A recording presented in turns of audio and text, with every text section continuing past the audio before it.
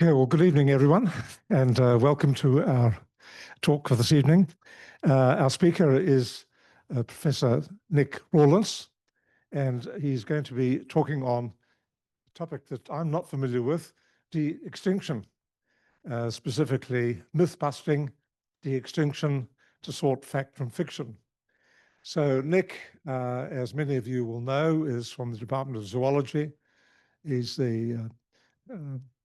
particularly the director of the unit for paleological studies in the University of Otago Zoology Department. So without further ado, please welcome Nic as our speaker for tonight.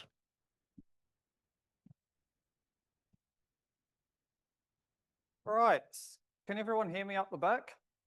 Right, all good. Thank you for having me. So this is an important message to get out, given the current conservation crisis that we're in, but also with the recent announcements that have come out from Colossal Biosciences, this Texan-based biotechnology company, where they announced to the world that they had de-extincted the dire wolf, and then about a month after announced that they were going to de-extinct the moa. So this talk is really about myth-busting de-extinction. What is de-extinction? Is it possible?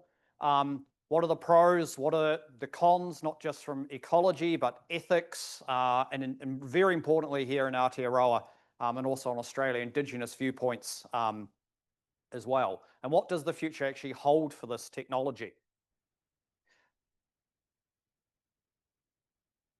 So how many of you, your first introduction to ancient DNA was this movie? Yep. So we can do a lot of really cool things with ancient DNA. Our lab does this, and ancient DNA scientists around the world do this, but we cannot bring dinosaurs back, let them run amok, and no offense to any lawyers in the room, eat lawyers.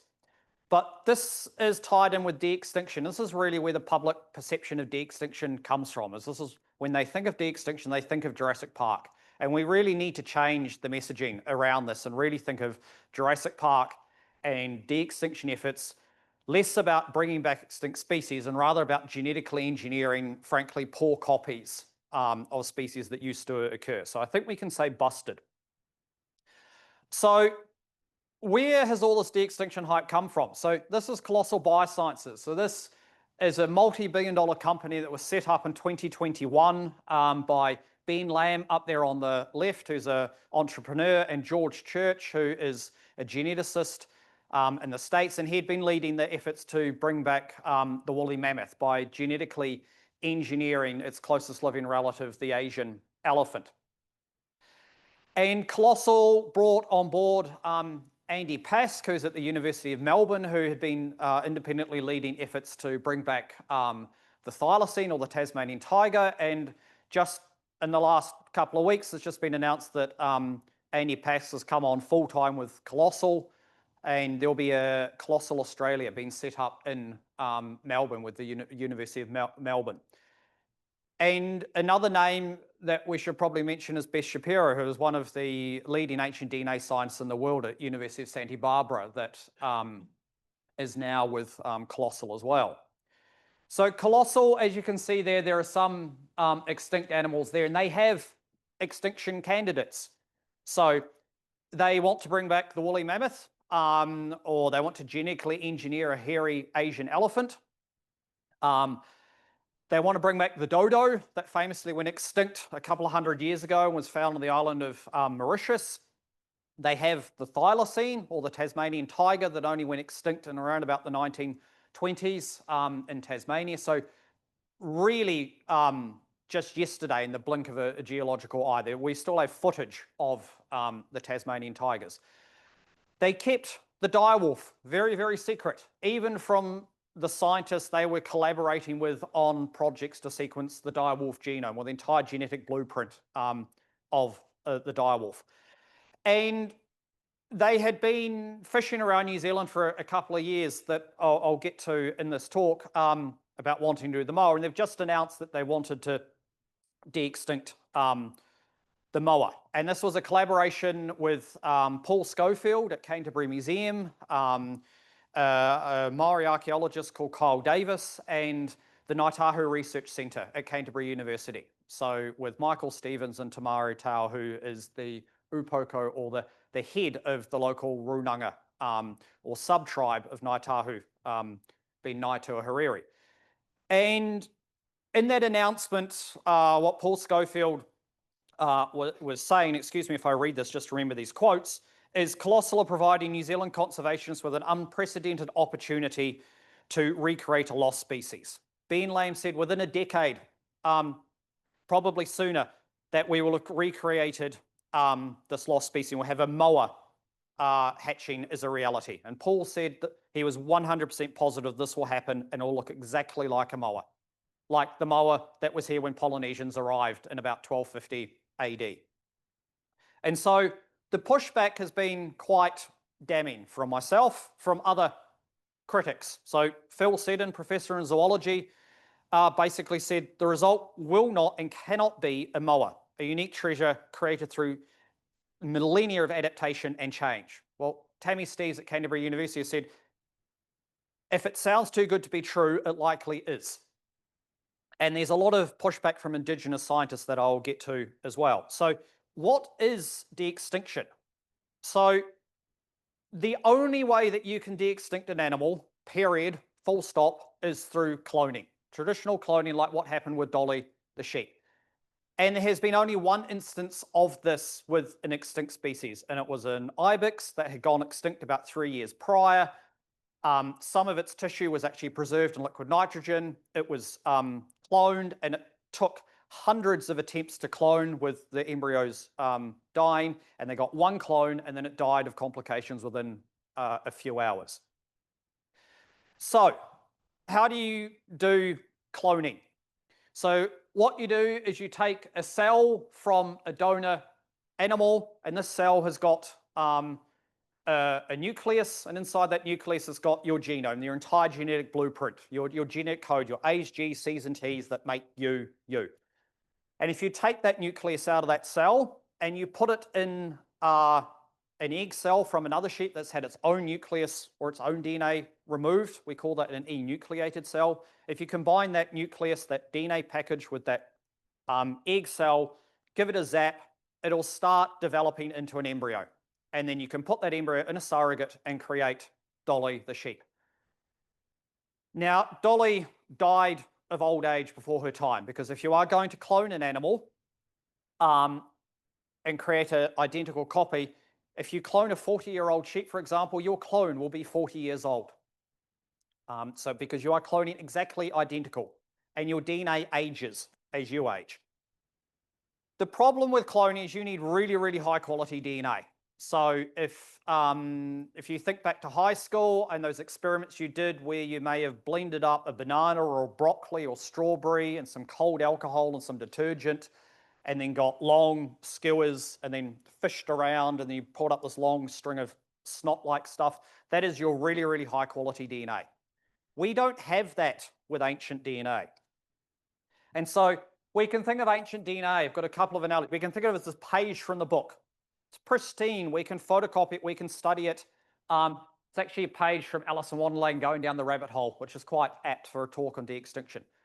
Or we can think of ancient DNA as that long string of snot, or the Auckland Yellow Pages, which are 2 volumes really, really thick. And we can go and find a page in that, and we can study it, photocopy it, we could transcribe it, and everything would be really, really accurate. With ancient DNA, we've got something more like this, fragments of the Dead Sea Scrolls. Your DNA is all degraded, fragmented, chemically modified. You haven't got long, long, intact, high quality strings of it. So you can't do cloning in that sense. So how do you actually de-extinct an animal if you can't actually do it the only way you can truly de-extinct an animal? So what scientists will do, and this is what Colossal do, and this is the same technology we use in our lab, is we will extract these tiny fragments of ancient DNA from subfossil bones in our lab, whether it's moa or other extinct animals from New Zealand, and we will sequence all these pieces of DNA. Think of them as the puzzle pieces in a puzzle that you buy. And then to reconstruct that puzzle, we need the picture on the box. we need a scaffold genome to be our reference point. So if we take here, this is the extinct direwolf, and then this, which is the orange looking one, very, well, not really orange, but similar to the plumage you would, not the plumage, the coat color you would find on a dingo, and then the grey looking one is the grey wolf. So we can take our grey wolf genome as a scaffold, and then we can align all of our little small puzzle pieces, our fragmented pieces of DNA against this picture on the box, and we can reconstruct the genome. We can't reconstruct long, pristine strings of DNA. We can reconstruct that individual sequence, those A's, G's, C's, and T's, but that individual sequence is still made up of tiny little fragments. And you can look at the genome of your extinct creature, the direwolf here, for example, and compare it to its closest living relative here, the grey wolf, and you can look for all the differences in the genetic code that make a grey wolf or make a direwolf a direwolf. And what Colossal is trying to do is genetically engineer, in this case, a grey wolf into a direwolf, or an Asian elephant into a mammoth, or an emu into a moa. And so what they will do is they will take some very high quality DNA from a closely related species. In this example, we've got an Asian elephant, and they will compare that to the genome sequence they have of the woolly mammoth, and they'll look for all of those differences. And then they will splice synthetic pieces of mammoth DNA into the Asian elephant genome, and this genome is really high quality genome. It's got long stretches of nice DNA, and then they'll put that genetically engineered genome into a cell, much like what happened with Dolly the sheep, give it a zap, and it'll start developing into an embryo. Now, that can be quite hard, that bit of turning that genetically engineered genome into a developing embryo. In mammals, well-studied modeled species, that's easy. In marsupials, that hasn't been achieved yet. That's quite hard. Colossal have said they've genetically engineered a bettong to be resistant to cane toad toxin with a single base pair change, but they can't turn that genome into a developing embryo yet. In birds, no one's done it. No one's managed to clone a bird, full stop. So you have a developing embryo, you need a surrogate. And before I get to that, how do you actually do these genetic changes or splice these individual synthetic pieces of DNA in? And the way you do that, there's an enzyme called CRISPR-Cas9. Think of them as like a pair of molecular scissors, as they can go in very specifically and they can find a piece of DNA sequence, and they can chop that piece of DNA sequence out, and they can insert a new piece of DNA sequence in. And so this is what Colossal did with the direwolf, is they did 20 edits using this technology to 14 genes of the grey wolf and created a genetically engineered grey wolf. So you have this genetically engineered embryo being developed, and in case of the direwolf, they inserted this embryo into domestic dog surrogates to bring these genetically engineered grey wolf pups to term and then perform C-sections. And just like Dolly the sheep or the ibex, there were probably hundreds of attempts just to get the 3 pups they've got, Romulus, Remus, and Khaleesi. With other species, there aren't good surrogates. So if we think of the thylacine is about yay big. Its closest living relative, the fat-tailed dunnart, is about yay big. So you'll have to recreate artificial wombs. While this technology has been developed, it hasn't been successful yet for bringing back, say, a thylacine or a mammoth. You can't put a mammoth embryo into an Asian elephant. It just wouldn't work. With moa, for example, we've got a picture of a moa egg up there. There aren't any living birds in the world with eggs big enough to house a giant moa chick. The egg in comparison there is an emu egg. If you tried to put a giant moa chick into an emu egg, it would explode. So Colossal needs to develop surrogate egg technology, and that hasn't been developed yet either. So there are a whole lot of hurdles. And let's say you get through all of those, like they did with the direwolf, and you've got these pups are born. So this is Romulus and Remus. So they are sitting on the Iron Throne from the Game of Thrones TV series. That is actually the Iron Throne prop, which is now owned by Peter Jackson, who he loaned to Colossal for this photo shoot.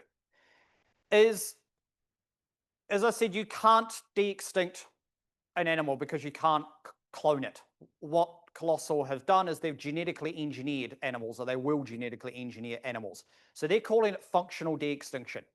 And that's basically, in their words, if you look like an extinct species, you are the extinct species, regardless of whether you function like the extinct species in the ecosystem. Do you fill the same job vacancy?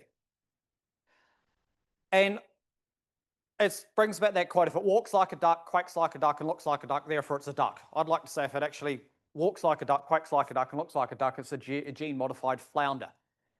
And this functional de-extinction is not what the species we know 100% look like. It's what Colossal and the scientists think it looked like.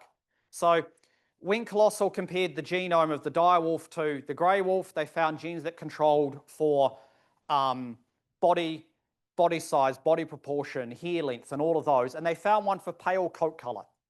Now, pale coat color doesn't necessarily mean white like this. It means pale coat color. And a lot of the evidence, as you saw with that reconstruction of the direwolf and grey wolf, is not their plumage, the color of their fur would actually more resemble something like a dingo or a coyote, which they're quite closely related to. Colossal couldn't genetically engineer the pale coat color gene because it created dire unintended consequences. So they actually went and modified 2 or 3 other genes to get this pale coat color. Now, it's slightly ironic that this is the exact same color that direwolves are out of the Game of Thrones series. And if I told you that George R.R. Martin, who wrote the books, was actually a cultural advisor for Colossal, then you would not be surprised. They are creating genetically engineered grey wolf pups to look like what the public think direwolves look like. So you've got functional de-extinction. And one of the often quoted things around de-extinction is it's about recreating lost ecosystem services or conserving ecosystems, bringing them back. Now, with the moa announcement, it was basically said by Colossal and the Ngāi Tahu Research Centre that they're not going to release them into the wild. They're going to put them in a moa park and have them as an ecotourism venture. The direwolves haven't been released into the wild. They're in a big fenced reserve. So theoretically, there are benefits to bringing back these functionally de-extinct species. The mammoths could wander around the Siberian tundra and stomp on the ground, sequester carbon, and turn it back into the productive mammoth steppe. The New Zealand forest hasn't actually realised moa have gone extinct. There are many plants with anti-browsing defences, like divericate shrubs, or matagari with spines, or Spaniard grass, Asaphila with spines, or you've got heteroblasty, where you've got different juvenile and adult growth forms, like lancewood, where the juveniles look really, really dead and they get 3 meters in height and then develop into a nice big green bushy tree. And we know that moa spread the spores of these colourful truffle-like fungi that form a symbiotic relationship with forest trees and help their spread. Now, to achieve that, you would need thousands of mammoths to basically roam the tundra. You would need hundreds of moa. You are not going to get ecological benefits with de-extinction. And so this really calls into the question the conservation aims of de-extinction, because the 2 that have been announced, as the direwolf has said, never got released, and then the moa is going to become an ecotourism venture around Glenorchy. And what Colossal and the Ngāi Tahu Research Centre have actually said is they're going to bring back these moa eggs, these artificial moa eggs with the moa chicks, hatch them on Ngāi Tahu land, and they will be parentless. Now, all ratites, so the group that moa belong to with kiwi, emu, cassowary, and the like, all show parental care. And only in dire circumstances do we take kiwi eggs out of the wild to raise them to be a year old, so they're big enough to defend against predators. That shouldn't be the norm. So one of the big concerns is actually who is actually going to teach a de-extinct moa how to be a moa? Who's going to teach a de-extinct direwolf how to be a direwolf, for example, or a mammoth? So there are technological limits and concerns around all of this. So what Colossal did with genetically engineering a grey wolf to look like a direwolf when they last shared a common ancestor within about the past 2 to 6 million years looks easy compared to what they want to do with the thylacine and the moa. Mammals are well-studied model species. So if we look at the thylacine up there, and then the little small cute guys, the fat-tailed dunnart, they diverged tens of millions of years ago.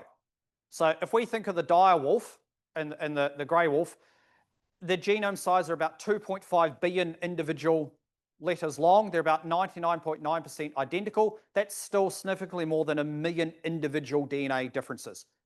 There are going to be more than that between a thylacine and a dunnart. And if we go to moa, this is the whakapapa or evolutionary tree of moa. We've got moa up here. Our closest living relative of the extinct moa is the tinamus from South America. They're small flying chicken-sized birds. You have to go back 58 million years to get to the closest ancestor. To get to the ancestor of moa and emu, you've got to go back 65 million years to the extinction of the dinosaurs. Now, if we think in terms of genome differences, you're looking at about at least 10 million individual genetic differences that Colossal wants to change. They want to take an emu genome and genetically engineer it to be a moa genome.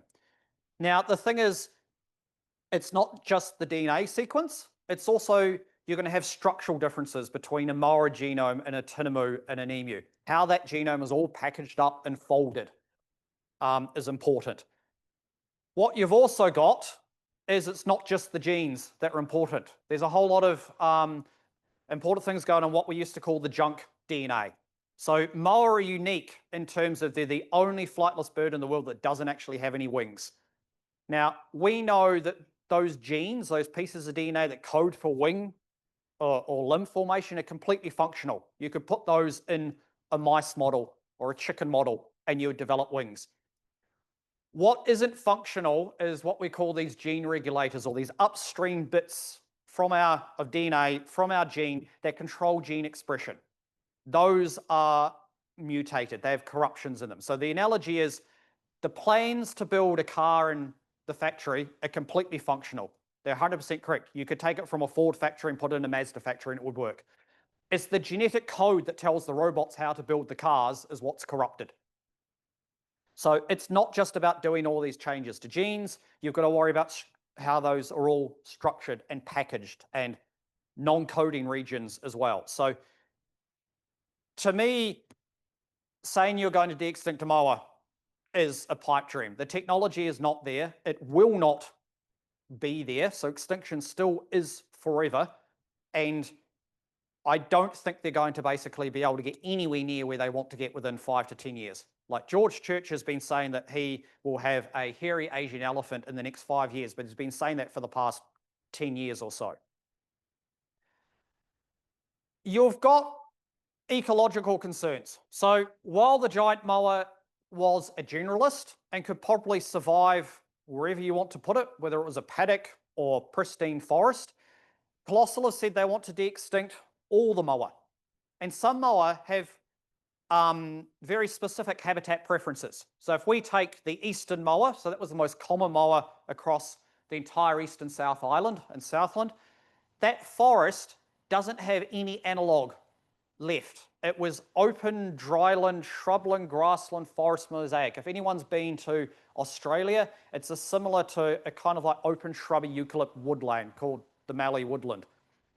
In central Otago, the habitat was dominated by lancewood and kowhai forest. So it would have been a canopy of kowhai. We don't have analogues of that anywhere in New Zealand. And so it's like in Jurassic Park. If you're going to bring back the animal, you need to bring back its habitat as well. Otherwise, you're going to get the Triceratops has been brought back 65 million years into the future, eats a plant that wasn't around, and then gets horribly sick. So you can't just bring animals back. You need the habitat to put them in. Now, one of the things is if you are going to bring back these animals, like a genetically modified animal, they're not native. They're going to be an introduced animal. They're not going to have any whakapapa connection to the moa that used to be here. And they're very much akin to a rat or a stoat or a rabbit. And so they could be hyper well adapted to the modified habitat or New Zealand's conditions 600 years in the future, or any ecosystem you put them in. Direwolves went extinct 13,000 years ago.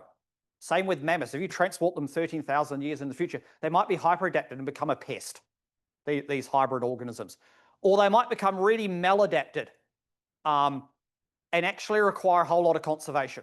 So the money to de-extinct animals comes from the private sector. It comes from rich benefactors, philanthropists, entrepreneurs, gullible celebrities, and that. So it doesn't take money away from conservation in the creation of these animals, but if you bring them back, they are going to need conservation. And this is where you have opportunity costs, where money could be taken away from conservation. And so this was a study done by Bennett et al. That involved Phil Seddon from the Zoology Department. And it's looking at the number of species that would be prioritized or not prioritized for extinction. So if Colossal brought back, say, a moa, and then its conservation fell on the Department of Conservation, the New Zealand government in Otago, you're going to take money away from more deserving species that require conservation, full stop. If you brought back a moa and Colossal paid for all of the upkeep in perpetuity, you're going to be able to use that money from the government in Otago to conserve species.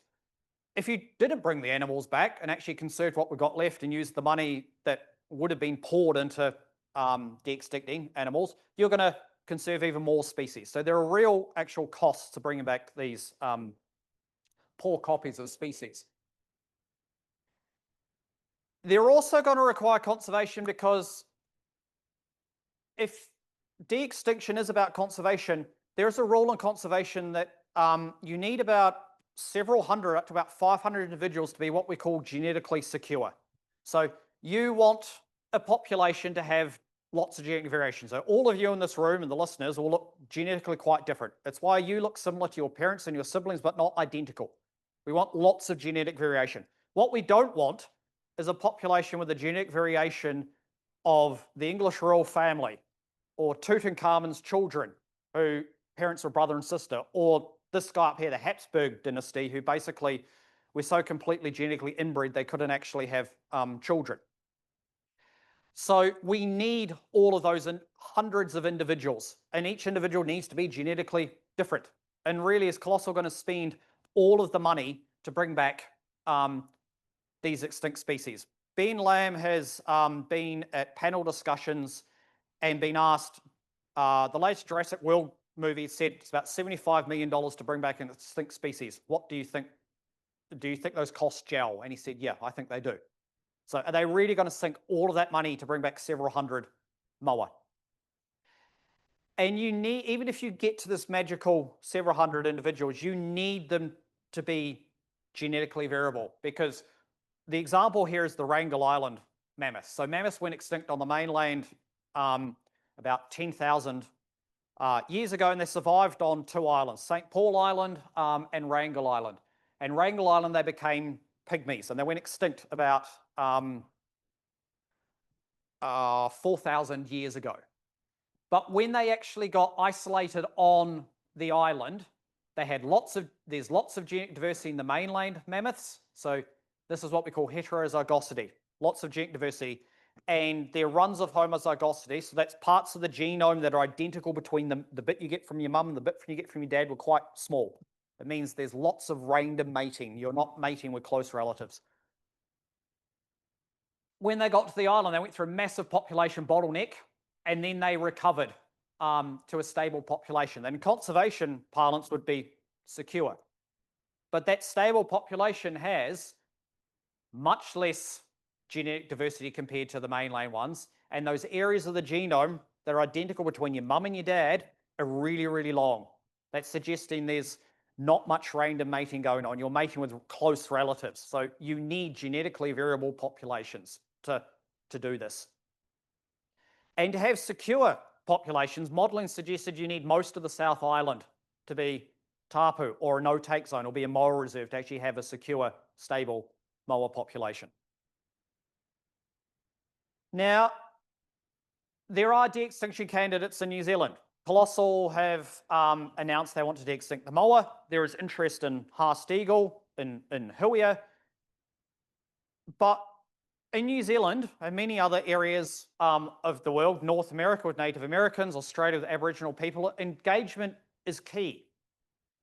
Indigenous peoples have real concerns about de-extinction. And I'll just read some of the quotes from some of these scientists. So Roha Mead, when the moa de-extinction got announced, basically said, de-extinction is a misnomer, a false promise that is rooted more in ego than in genuine effort to conserve species. These are the exercises in the egotistical delight and the theatrical production of discovery, devoid of ethical, environmental, and cultural considerations. And all of the other critical commentary is about as scathing. So we know from talking to Indigenous communities that they have many of the same concerns that I've just raised. And they have other concerns around genetic engineering, being shut out of conversations about genetic engineering and the release of genetically engineered species. But engagement is key. And so we've been talking with the Palawa Aboriginal community in Tasmania, who were approached by Colossal about de-extincting the thylacine. And they basically said that the way Colossal was going about it was breaking tribal law. It was one of the darkest things they'd actually been asked to do in their history. And they were dead set against it and said no. Colossal has an advisory board for the de-extinction. It's got 3 Aboriginal people on it, but they do not actually represent the community, the Palawa community. And this is really what is happening in New Zealand as well. So we work on moa and sequence moa genomes, and we've engaged up and down the motu, up and down the country with iwi, with tribes, with hapa and runanga, sub-tribes, with trusts around sequencing taonga or treasured genomes of New Zealand species. And there is very little to no support across the country for de-extinction. And that includes numerous sub-tribes within Ngāi Tahu, and including the ones who are supposedly signed on to these de-extinction efforts, or where supporters of de-extinction efforts come from. So Colossal approached us and said, we will pay for all of your genome sequencing of moa and give you high quality genomes, so long as they can use them for de-extinction, and could we please hand over all of your iwi contacts? And we said, no, there is no support. We do not want to become your enablers. And so what happened is Colossal went to Canterbury Museum. Paul Schofield from Canterbury Museum signed on to this endeavour. And Paul went and talked to Kyle Davis, who was a Ngāi Tahu archaeologist from Mirahiku, from down Southern South Island, Southland. Now, we've engaged with all the runanga down in Mirahiku, and they are all dead set against de-extinction. They do not support it. And a famous New Zealand Maori archaeologist, Athol Anderson, who is part of the Ngāi Tahu Research Centre, and from the same runanga, has actually come out publicly and said he doesn't support this either. So Colossal also went to the Ngāi Tahu Research Centre. Michael Stevens, who's a historian there, signed on to it. And Tamari Tau, who is an historian there, and he is the upoko, or head of the local sub-tribe in Canterbury, Ngāi Tuhuriri. Now, we know from all of our engagement before and since, is that's where the engagement for Colossal's de-extinction efforts in moa stopped. There was no engagement with head Ngāi Tahu, or the people at head office in Ngāi Tahu. There was no engagement with members of Ngāi Tauhurere, and the Upoko runs it like a corporation of he's the CEO, he can make a decision, does not need to engage. There was no engagement with any of the Ngāi Tahu runanga across the South Island. And if we take a giant moa, they don't just stick to the Rohirrim tribal area of Ngāi Tahu. You find them up the top of the South Island. And the 8 iwi at the top of Te Tā Ihu are all against de-extinction.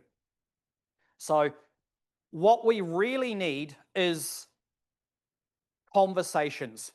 It can't be cherry picking. It can't be, as the Palawa community call it, black cladding support. We need these conversations, and they need to be not just with members of the Runanga across multiple different sub-tribes. It needs to be, for the South Island giant moa, a South Island-wide discussion, or for Maori New Zealand-wide discussion.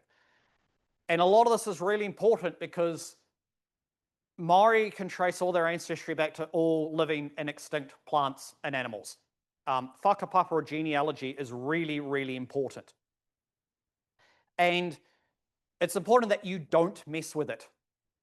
And this is exactly what the de-extinction company like Colossal is wanting to do. So in a lot of Maori's eyes, Colossal is just going to create a Frankenmoa. And there's a real question mark about whether these genetically engineered animals that don't actually have a whakapapa relationship with Maori, because it's a genetically engineered emu, are actually going to be considered taonga. Are they going to be treasured or not? It may look like a moa, but it won't have the Maori or life force of a moa. And there's real questions around whether there's actually going to be any engagement by Colossal and their team with Aboriginal people about genetically engineering an emu to look like a moa. There's also not much support amongst conservation practitioners. So this is a fairly old paper now from 2017, but there is more support against conservation practitioners to genetically engineer endangered species to save them, or even more to genetically engineer pests to get rid of them than there is to bring back species from the dead. And so we really need to have these discussions across the entire community and tangata whenua about these technologies, what they can be used for, frame it away from de-extinction into actual genetic engineering. And so these discussions need to happen, especially because the ban on genetic engineering may be lifted soon. So to me, extinction is still forever. We should not be bringing back poor facsimile copies of extinct species to under some misguided crusade to undo the sins of the past. But the technology that's been developed by Colossal and other companies can be a game changer for conservation. There is the ability using this technology to reintroduce lost genetic diversity back into some of our most endangered animals, to give them that evolutionary or adaptive potential in a fast-changing world. And so whether that's to make kakapo resistant to crusty bum or lung fungus, or successful breeding in takahe or the black robin, give them adaptive variation to deal with introduced diseases or climate change, like the single base pair change that Colossal has done to the bettong to make it resistant to cane toxin. Or even with technology like gene drives, being able to create sterile males of pest species or Trojan males that you can introduce into populations to cause eventual population collapse. This is where this technology can be used, but we need these conversations and we need to be open and honest about how it can be used. It's a lot easier for this technology to be used in rapidly breeding species with large population sizes, because the chance of your new genetic variants surviving in the population is a lot greater than if you're a really small inbred population, and your random chance of the loss of these new genetic variants can be quite high. So if we've busted de-extinction, why is a lot of the world so hooked on it. And I think it comes back to what I was talking about at the start, is we should really frame Jurassic Park away from de-extinction and more towards genetic engineering. And I think this cartoon basically kind of says a lot of how colossal the PR companies that they hire and work for them and their science communication arm actually think. As one de-extinction critic told me, they're selling a promise and a dream. They're a used car salesman. Any chink to that promise or attack, or critics like us doing our critic and conscience role in society, providing scientific criticism, has to be put down, has to be attacked, because you can't have any chink or dent to that dream, that promise, if you are going to get the next private investor or the next celebrity involved. And so we really start needing to shift. As someone on Twitter said, the public are going to take a lot more kindly to saying you're going to de-extinct an animal than if you're going to genetically mess up an Asian elephant, for example. It's a very different perception of how you're actually going to sell this. And so this is why a lot of us, including myself, have stood up as scientific critics. The critic and conscience role, we're lucky in New Zealand, it's enshrined in legislation that allows us to stand up, push back, provide expert scientific commentary. And so this is what we've done. So our commentary, the New Zealand Science Media Centre has tracked it for the direwolf and for the moa. And it's the biggest news story involving New Zealand scientists in the last 5 years, even eclipsing COVID in terms of where our commentary has gone. And it's having an effect.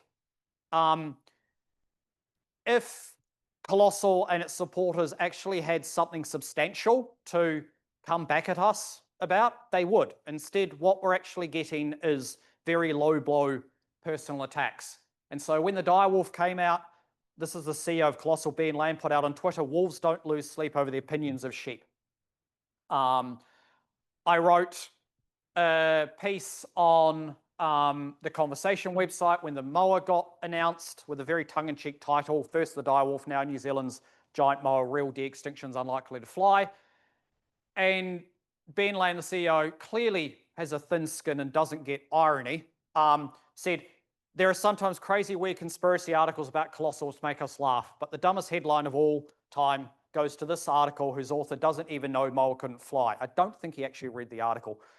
If moas could fly, we really effed up. Lol, I wish more people did research.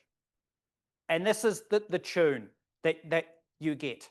And if you read a lot of the science media articles that have been put out quoting people from Colossal, Ben will say, we don't run away from critics, we run towards them. We don't want to tear scientists down, we want to inspire them. I'd say this isn't very inspiring what they're doing, and I'd say they're probably running towards us with crudgels. But it's also their supporters that are pushing back. I've had 3 anonymous AI-generated hit pieces written against me. One said that double standard, that I used ancient DNA for my research to infer what happened in prehistoric ecosystems. How dare I criticize Colossal for doing stuff? And I can push back on that and say, I interpret the evidence within the bounds of our data and don't overpromise and overhype. One said I was becoming a media fixture. I'm just performing my scientific critic role, and that I should go focus on my mediocre publication record. I'd like to think my one is not mediocre, but they do get quite personal. So the third one basically said that I was misrepresenting the Maori perspective as a Maori voice. And with a lot of the engagement that we've done, I can stand on solid ground and say, I'm not. We know we have support from across the majority of the country. We know there is no support. And we're inspiring and uplifting Indigenous voices by writing like conversation pieces with Indigenous science around Indigenous concerns to de-extinction. But it's any critic that is speaking up. There's been Vincent Lynch has been attacked, Tory Shepherd, other Flint Dibble, an archaeologist, have all been attacked, and quite personal. One attack against Vincent said he was attacking Colossal. The top scientists at Colossal were female, therefore he was a sexist misogynist. And here's a whole list of all sexist misogynists throughout scientific history. But we can push back on these attacks. And it's something that we should do to actually get this message out about de-extinction. So whether it's Nature or New Scientist or the ODT writing to my defense. And it's working. Colossal does not like pushback. Ben Lam is here saying he wants to train a large language model for the same dumb 10 questions he gets asked about Colossal from nerds that hate us. And that top meme is basically saying he loves being on Twitter that has been fixed by Elon Musk because all he gets is positivity, none of the criticism. All the scientists left Twitter because of what Elon did and went to other social media where we can have these discussions. And there's also work by Bruce here with very satirical, tongue-in-cheek cartoons in the ODT. And so this is really important about having different mechanisms to actually get the science communication out to different aspects of the community to get this message out, to myth bust, basically, de-extinction, to tell fact from fiction. Thank you for having me. I'm happy to answer any questions.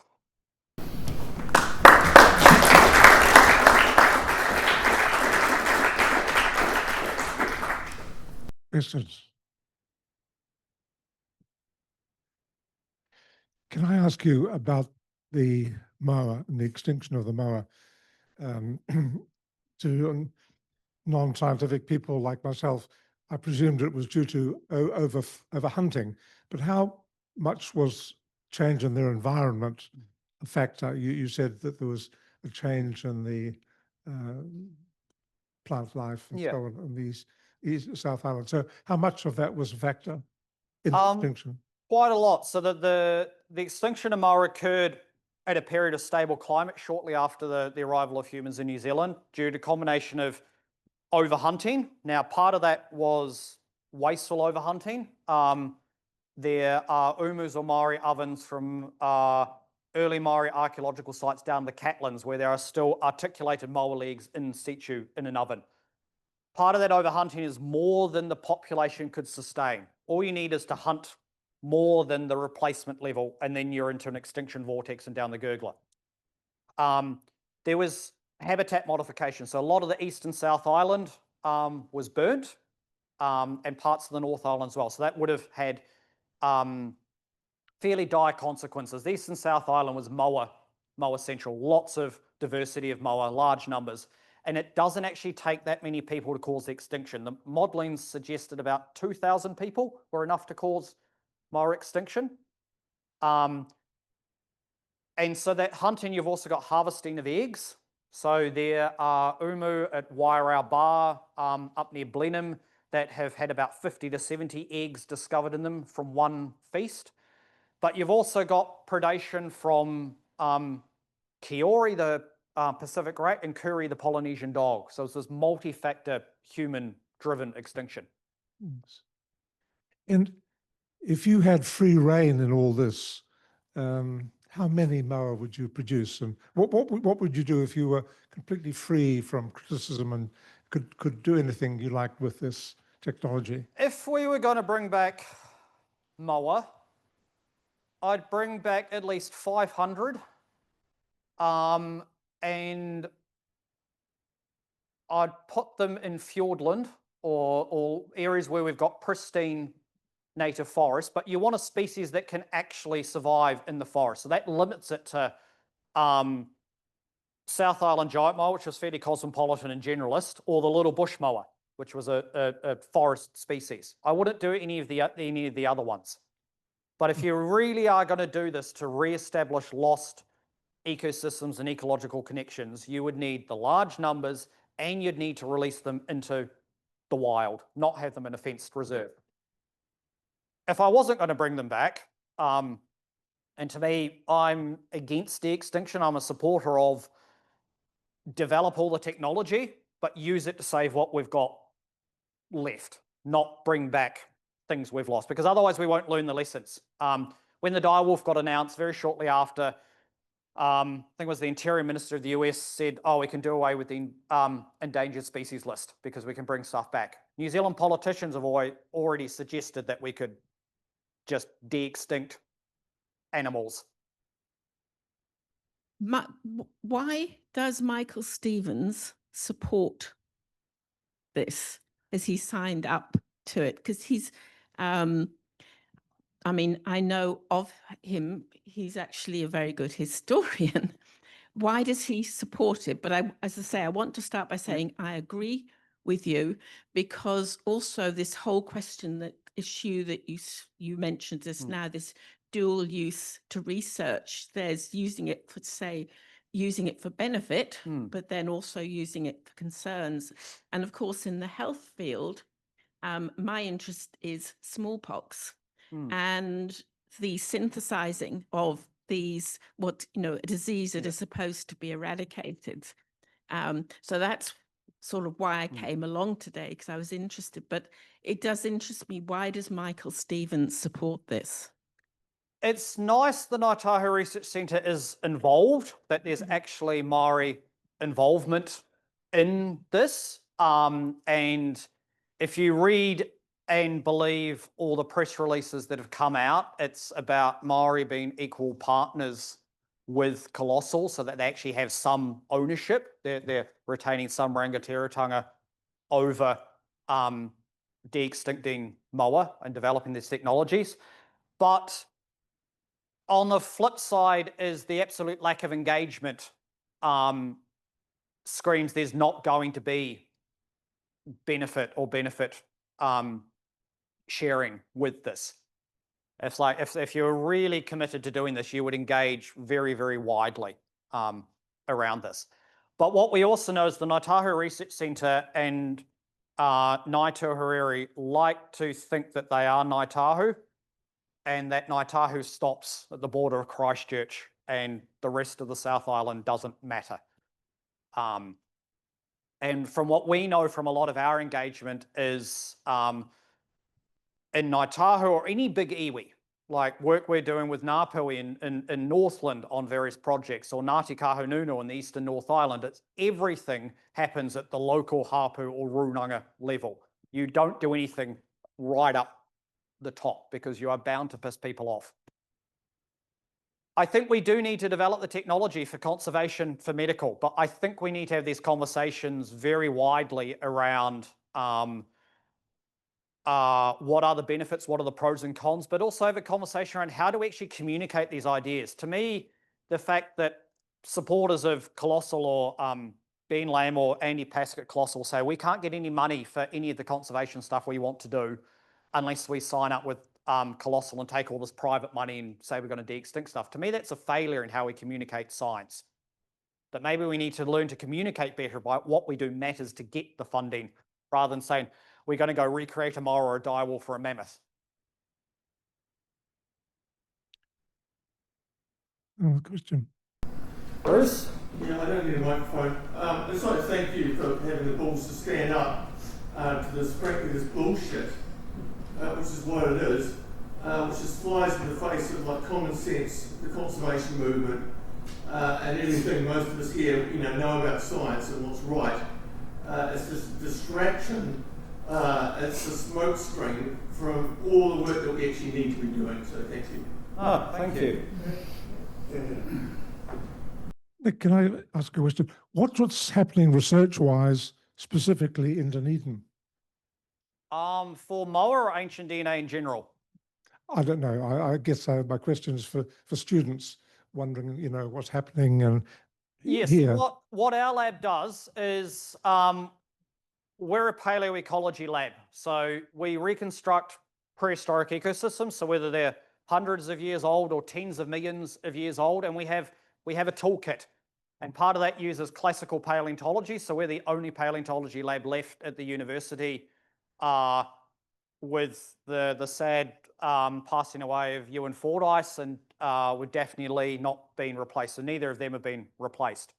So we use paleontology, we use archaeology, ancient DNA, carbon dating, CT scanning, modeling, an entire toolkit. And what we want to do is work out how these ecosystems functioned, how they adapted, in some cases didn't adapt to our dynamic geological, climatic and human history, but really importantly, how do we actually use that information going forward for evidence-based kaitiakitanga, guardianship and conservation management in a fast-changing world. And so to me, there's like two different knowledge systems and two different sayings that sum up kind of what we do. So in geology, it's the past is the key to the present, and I would argue the future. In Maori, it's kia whakatamuri te haere whakamua, which means I walk backwards into the future with my eyes fixed on the past. Any other questions? You mentioned burning in the Southeast Island. Yep. Was that human burning or just widespread wildfires? It was human-induced burning after the arrival of humans. So it wasn't necessarily deliberate. Polynesians introduced kiori, and kiori, as well as feeding on small birds and invertebrates, they feed on seeds. So if a New Zealand forest burns prior to human arrival, say due to a drought, a wildfire, lightning strike, it's going to regenerate back to inherently non-burnable forest because there's that seed stock. If you burn a forest in the presence of a predator like kiori, you're going to set up this negative feedback loop that it's going to regenerate to more burnable forest because all of your seed stock in the ground is all disappearing. And so it was a combination of this negative feedback loop and human-induced burning, and then probably your background drought, wildfires, lightning strikes that would have occurred periodically through history prior to human arrival that meant, for example, most of the South Island, eastern South Island, got completely burnt. Okay, so the question is, how do we know that the animals being de-extinct are going to be poor analogues inherently? Very good question. 9 species of moa across, I always get this wrong, 6 or so genera. There are no analogues of moa anywhere in the world. So the other ratites, emus, cassowaries, ostrich, rhea, elephant birds are not good analogues of moa. They were truly, truly unique.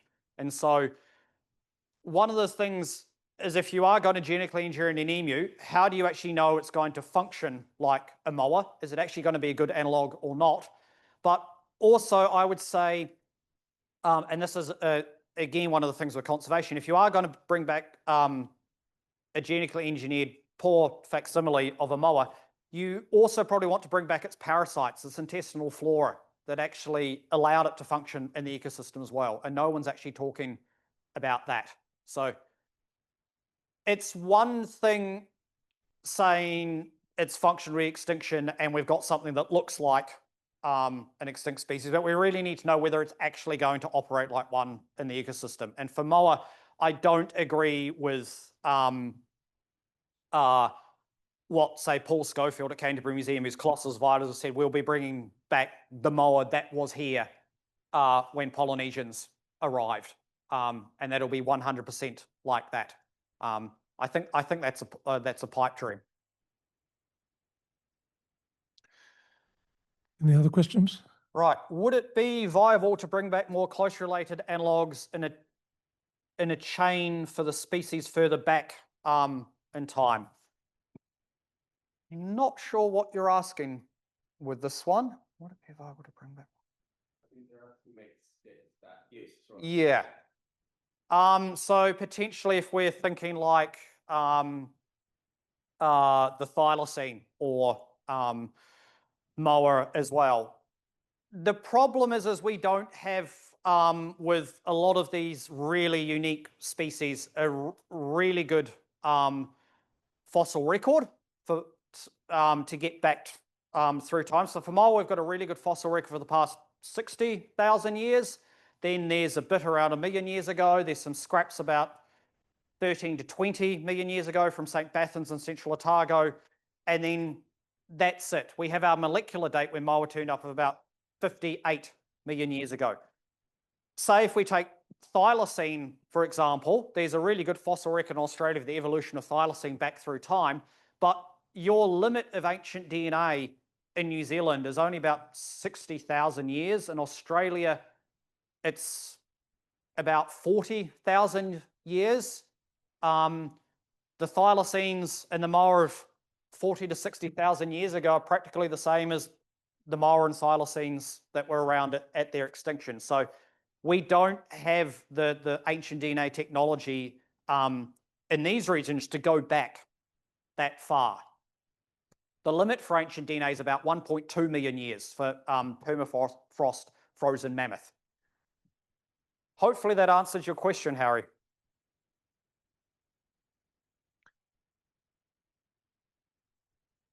Any other questions? If you are bringing back an animal, if you did for ecological purposes, you'd have to bring back its predator, right? Otherwise, it's just a pest. Yep, you would have to bring back the predator as well. So in New Zealand, that would be Haast eagle. And Haast eagle's an interesting one. Its closest living relatives are the little eagle and booted eagle from Australia at about 1 kilogram in size. The Haast eagle was about 15, 16 kilograms in size. And the two puna ancestors of Haast eagle turned up in New Zealand about 2.2 million years ago and rapidly evolved into Haast eagle. We do not know enough about the genome of Haast eagle or the genetic changes that underpinned that rapid change in body size and adaptation to New Zealand. But you do need a predator.